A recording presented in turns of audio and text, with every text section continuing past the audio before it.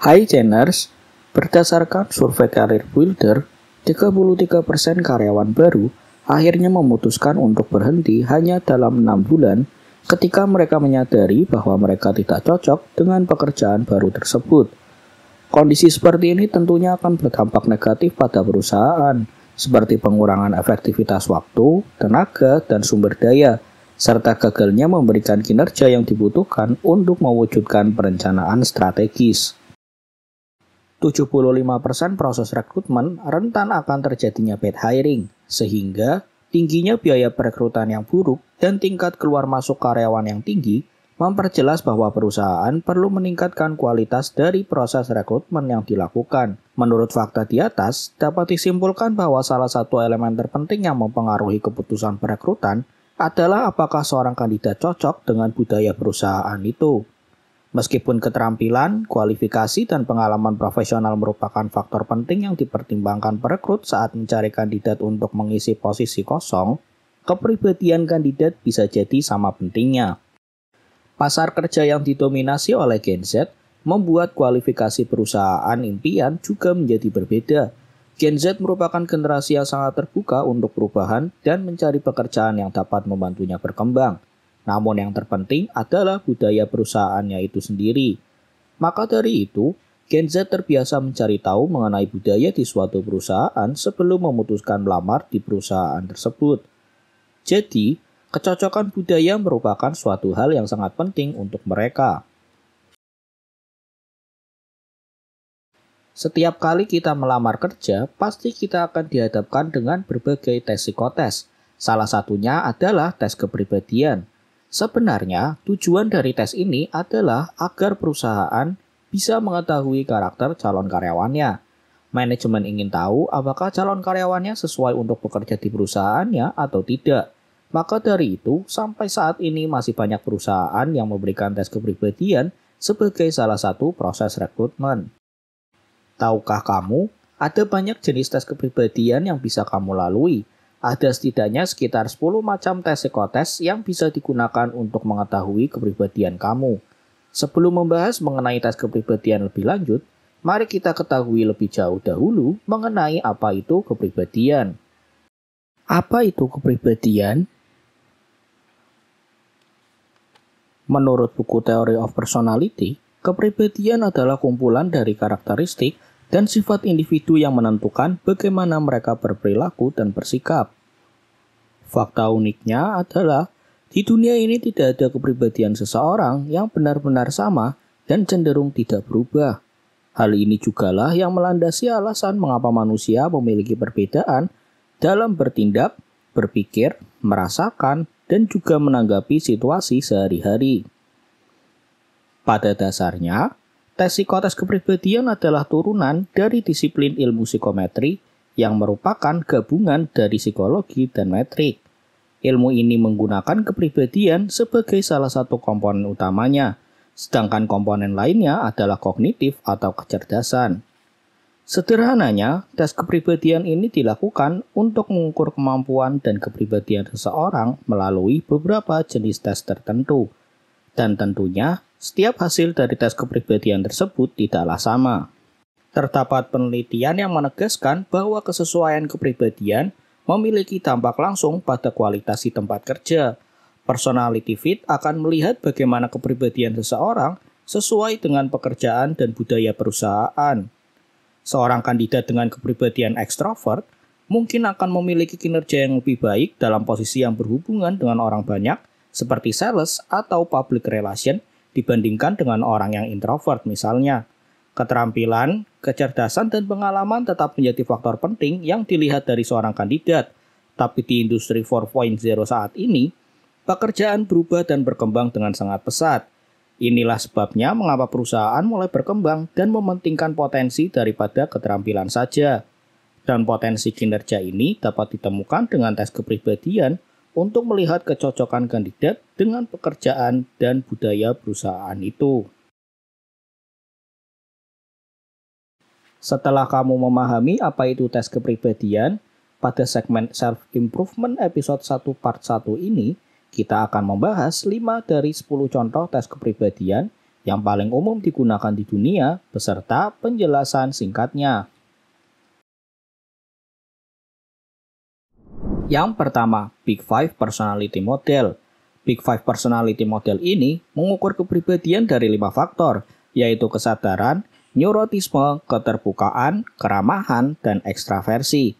Masing-masing faktor ini dapat dibagi lagi menjadi beberapa aspek. Sejak model ini dibuat pada tahun 1961, Big Five Personality telah dianggap sebagai kerangka kepribadian terbaik dan terlengkap menurut konsensus peneliti dan psikolog di seluruh dunia. Inilah sebabnya mengapa perusahaan dari zaman dahulu hingga sekarang lebih menyukai model Big Five daripada model pengukuran kepribadian lainnya untuk digunakan dalam perekrutan. Pengukuran Big Five Personality Model. Dalam model Big Five, setiap faktor kepribadian diukur dalam satu rangkaian. Ini menekankan kecenderungan kepribadian unik individu dan menghindari penyederhanaan yang berlebihan. Jadi, alih-alih mengatakan kandidat merupakan seorang introvert, Big Five akan memberitahu melalui persentase angka bahwa kandidat tersebut 70% introvert dengan 30% sisi ekstrovert. Ini adalah cara yang tepat untuk menggambarkan kepribadian, karena tidak ada yang namanya 100% ekstrovert atau introvert. Apa yang membuat kita berbeda adalah kita salah satu sisi lebih menonjol daripada sisi lainnya, namun kepribadian tetap mempertahankan beberapa aspek dari sisi yang berlawanan. Yang kedua, Myers-Briggs Type Indicator. Myers-Briggs Type Indicator atau MBTI adalah tes kepribadian yang sangat populer. Kalian bisa menemukannya di mana-mana, mulai dari media sosial hingga percakapan sehari-hari, di mana kepribadian individu dikategorikan ke dalam beberapa tipe kepribadian yang terbagi atas 4 dikotomi, seperti INFP, ISTJ, INTP, dan lain-lain. Tes kepribadian ini mengukur kepribadian seseorang melalui 4 aspek, yaitu bagaimana seseorang mendapat energi, mengelola informasi, mempersepsikan lingkungannya, serta memandang dunia. Hasil dari tes kepribadian MBTI berupa tipologi yang terdiri atas 4 huruf, yang menunjukkan kecenderungan sifat seseorang. MBTI pertama kali muncul pada tahun 1944, dibuat oleh Catherine Briggs dan putrinya Isabel Myers. Terlepas dari popularitasnya, ada banyak bukti bahwa MBTI bukanlah alat pengukur kepribadian yang valid atau dapat diandalkan.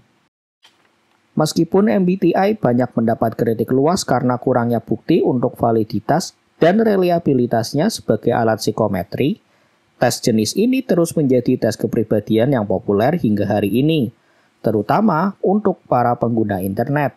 Tidak hanya sampai di situ, saat ini juga masih banyak perusahaan yang tetap menggunakan MBTI sebagai bagian dari tes rekrutmen mereka untuk mengukur kepribadian kandidat. Pengukuran MBTI. Ada 4 macam tipe kepribadian yang dapat diungkap dengan tes MBTI. Dari keempat macam tipe kepribadian tersebut, dapat dibagi lagi menjadi 2 tipe yang saling berlawanan, yaitu introvert dan extrovert merupakan sifat dasar seseorang untuk memusatkan perhatiannya. Sensing dan intuition merupakan sifat dasar seseorang untuk memahami sebuah informasi. Thinking dan feeling merupakan sifat dasar seseorang untuk menarik kesimpulan dan mengambil keputusan. Judging dan perceiving merupakan sifat dasar tentang pola hidup seseorang. Dari tipe-tipe tersebut, sehingga memunculkan 16 macam tipe kepribadian MBTI, yaitu ISTJ, ISTP, ISFP, INFJ, INFP, INTJ, INTP, ISTP, ISTJ, ISFP, ISFJ, INFP, INFJ, INTP, dan INTJ. Pada kesempatan selanjutnya, kita akan membahas lebih lanjut tentang penjelasan macam-macam kepribadian menurut tes MBTI. Yang ketiga, tes EPPS. Tes EPPS adalah singkatan dari Edwards Personal Preference Schedule, yang merupakan bentuk tes untuk mengukur kepribadian seseorang melalui motif dan kepentingan mereka menggunakan rumusan dari teori Alan L. Edwards. Pengukuran tes IPPS. Berdasarkan teori Henry M. Murray pada tahun 1938, ia mengembangkan tes ini dengan menggunakan metode fourth choice, yaitu metode yang mewajibkan peserta tes memilih salah satu di antara dua pernyataan pada setiap item atau pertanyaan yang ada. Dalam tes ini, ada 15 kebutuhan yang diuji, sesuai dengan teori Edwards, yang terdiri dari achievement, yaitu kebutuhan akan sukses atau mencapai sesuatu, difference, yaitu kebutuhan mengikuti dan melakukan ekspektasi tertentu, order, yaitu kebutuhan untuk menjadi teratur atau terorganisasi, exhibition, yaitu kebutuhan menjadi pusat perhatian, autonomy, kebutuhan untuk menjadi independen, affiliation, yaitu kebutuhan untuk berteman dan kecenderungan loyal, intraception, yaitu kebutuhan menganalisa diri sendiri dan orang lain, succurrence, yaitu kebutuhan dibantu orang lain, dominance, yaitu kebutuhan untuk menjadi pemimpin, abasement, yaitu kecenderungan merasa bersalah dan butuh berkompromi, nurturance, yaitu kebutuhan menunjukkan kasih sayang dan dukungan, change, yaitu kebutuhan untuk berubah, endurance, yaitu kebutuhan untuk menyelesaikan sesuatu dengan tekun, heterosexuality, yaitu kebutuhan bersosialisasi atau bergaul dengan lawan jenis untuk dan mendapatkan afeksi dari mereka. Aggression, yaitu kebutuhan agresi tinggi baik verbal maupun secara fisik sehingga bertentangan dengan orang lain. Penilaian tes IPPS akan didasari pada 5 nilai, yaitu rendah, rata-rata, cenderung tinggi, tinggi, dan sangat tinggi. Selain itu, juga ada penilaian konsistensi yang bernilai valid atau tidak. Dari hasil tes, kamu bisa mengetahui kecenderunganmu terhadap aspek-aspek kebutuhan yang diukur dalam psikotes ini.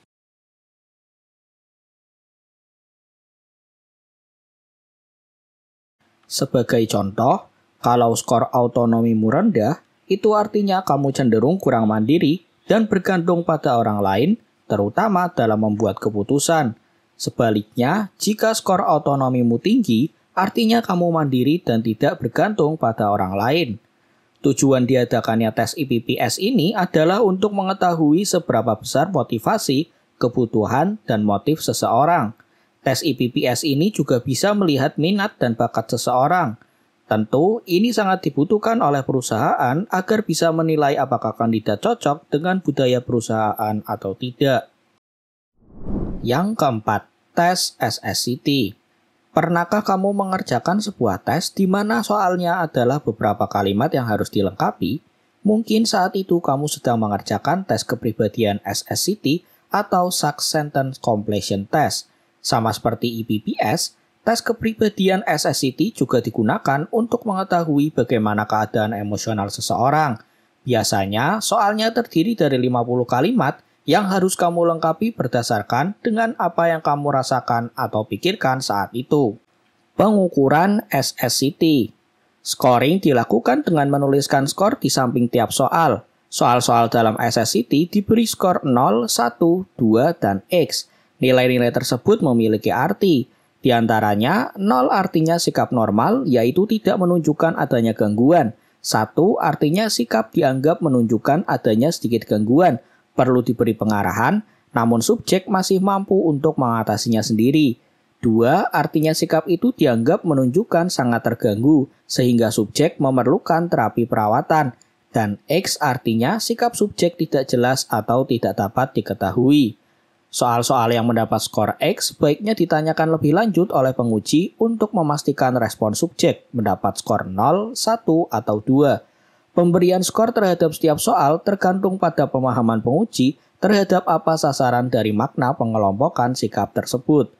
Setelah melakukan rating, maka dilakukan interpretasi berdasarkan hasil rating, berupa komponen atau kategori apa saja yang bermasalah dan membutuhkan intervensi atau psikoterapi.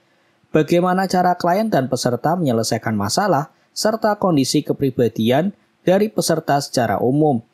SSCT sendiri merupakan tes proyeksi yang cukup sederhana, simpel, dan mudah untuk diinterpretasikan. SSCT mampu secara gamblang memperlihatkan komponen dan kategori yang bermasalah pada individu.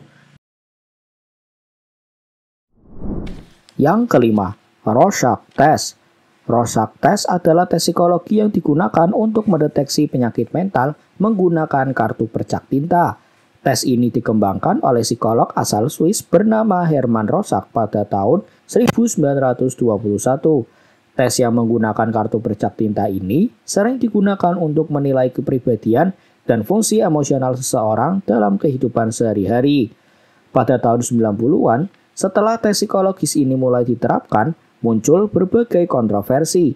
Beberapa psikolog mengkritik bahwa tes ini kurang sesuai prosedur standar dan metode penilaian yang diterapkan masih kurang konsisten. Oleh karena itu, psikolog menyimpulkan bahwa validitas tes ini cukup buruk sehingga tidak cukup akurat mendeteksi gangguan mental.